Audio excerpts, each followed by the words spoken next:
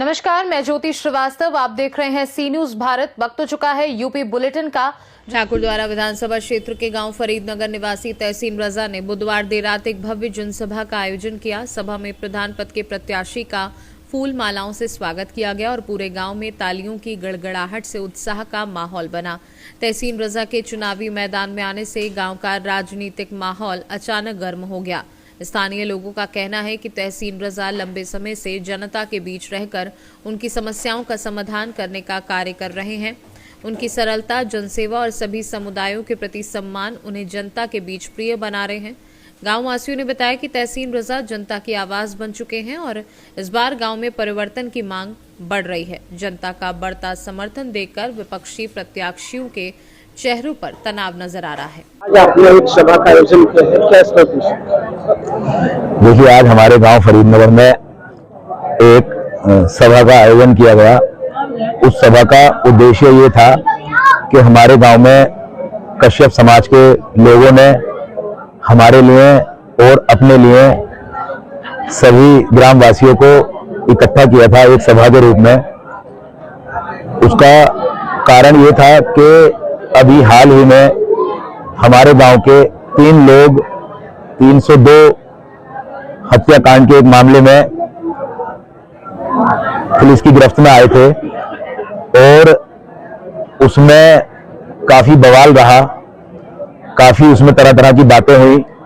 और जब पुलिस के उच्च अधिकारियों ने, चाहे वो जिला स्तर पर हो या वो यहाँ सीओ साहब के स्तर पर हो, जब उस टीम ने इसमें जांच पड़ताल की तो तथ्य सामने आए कि वो एक एक्सीडेंट का मामला था और वो बच्चे निर्दोष साबित हुए और अपने घर आए।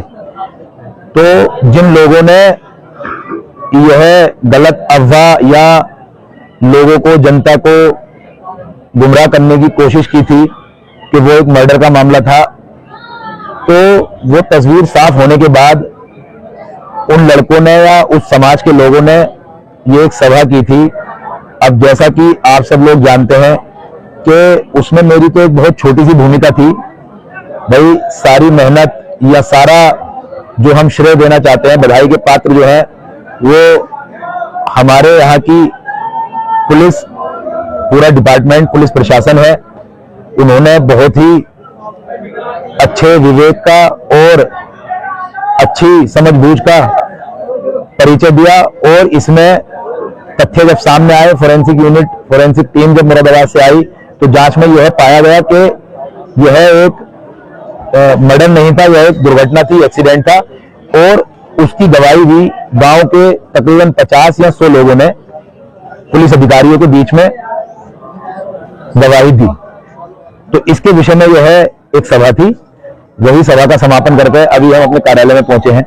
जैसा कि आपको पता है कि मैं चुनाव भी लड़ रहा हूं। अच्छा, जिस तरीके से आप देखा जा रहा है, आप युवा हैं और प्रधान पद के उम्मीदवार भी हैं, वो आपके साथ भारी भीड़ का समर्थन मिल रहा है, किस तरीके का आप देख रहे हैं? मेरे गांव की जनता, मेरे गांव के लोग बहुत ही प्यारे और भोले भाले लोग हैं।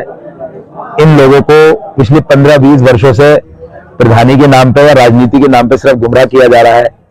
सिर्फ 2 ही लोग इस गांव में प्रधान बनते रहे हैं और वो जैसे गांव को चलाते रहे वैसे गांव चलता रहा है।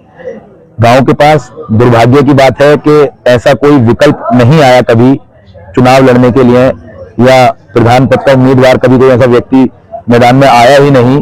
उसके बहुत सारे कारण हैं, लेकिन इस बार इस गांव में मेरे गांव की देवतुल्य जनता ने और जो हमारे वरिष्ठ साथी हैं संगठन के, उन लोगों ने मेरा नाम प्रधानी के चुनाव के लिए प्रधान पद उम्मीदवार मुझे बनाया है। उन्होंने मुझे चुना है तो कुछ सोच समझकर ही चुना है। उन्होंने मेरे अंदर कुछ खूबियां देखी हैं। देखा गया तो, आप युवा भी हैं और शिक्षित भी हैं जी, तो किस नजरिए से अपने गांव को देखना? देखिए, हमारे गांव में आज तक कोई भी ऐसा बड़ा कार्य नहीं हुआ है सिवाय नाली और खड़ंजा या छोटे मोटे कार्य कराने के अलावा कोई बड़ा कार्य नहीं किया है। बड़ा कार्य जैसे कि एक अच्छे पंचायत भवन का निर्माण हो और वो सुचारू रूप से चले, जिसमें तरह तरह की सुविधाएं उपलब्ध हो, जिसमें क्षेत्र की जो लोगों की ठाकुर द्वारा जाते हैं लोग, समस्याएं हैं, चाहे वो बिजली से संबंधित हो, चाहे वो किसी की जमीन से संबंधित हो या छोटे मोटे कार्य, वो कार्य हम वहीं निस्तारण कर सकें। ऐसा एक ग्राम पंचायत भवन हम बनाना चाहते हैं और गांव में शिक्षा का स्तर सुधारना चाहते हैं, गांव में एक लाइब्रेरी बनाना चाहते हैं, गांव में एक सरकारी अस्पताल है जो कि बिल्कुल जर्जर हालत में है, उसे हम सुचारू रूप से अच्छे से नया निर्माण करके उसको बनाना चाहते हैं। और जो गांव में सबसे बड़ी एक समस्या है, कूड़ा कचरा दाएं बाएं इधर उधर पड़ा रहता है, तो उसको देखकर मुझे हैरत होती है। और ये हमारे गांव के प्रधान लोग सिर्फ इस फंड का दुरुपयोग कर रहे हैं। जो पंचायत का फंड आता है उसको हम पारदर्शिता के साथ उपयोग करेंगे और कूड़ा गाड़ी घर घर भेजेंगे और गांव को कूड़ा मुक्त बनाकर गांव का कूड़ा बाहर कूड़ा घरों में भिजवाने का काम करेंगे। और आने वाले समय में अगर सब कुछ सही रहा तो हम उस कूड़े के लिए एक रिसाइकलिंग प्लांट भी लगा देंगे। वो एक आगे की सोच है, उसकी डिटेल हम आपको बताएंगे बाद में। हजारों की संख्या में लोग पहुंचे। जो दो दूसरे प्रत्याशी हैं उन्होंने बहुत कोशिश की जनता को रोकने की, लेकिन जनता मेरे गांव की जो भोली भाली प्यारी बेतुल्य जनता है वो मन बना चुकी है। इस बार वो नया प्रधान चुनना चाहती है और ये परिवर्तन की शुरुआत हो चुकी है, बदलाव का ये आवाज है। आज आए हुए लोगों ने, जो भी सम्मानित लोग और जो गांव की जनता कोने कोने से हर मोहल्ले से आए वो लोग, उन्होंने पूरे गांव को ये संकेत दे दिया है कि इस गांव में अब आने वाले समय में नया प्रधान बनने जा रहा है, परिवर्तन की शुरुआत हो चुकी है। मुरादाबाद से कैमरा पर्सन नवील अहमद के साथ जाबिर हुसैन की रिपोर्ट। न्यूज बुलेटिन में फिलहाल के लिए इतना ही। बने रहिए सी न्यूज भारत के साथ, हर खबर आपके साथ, आपके हाथ।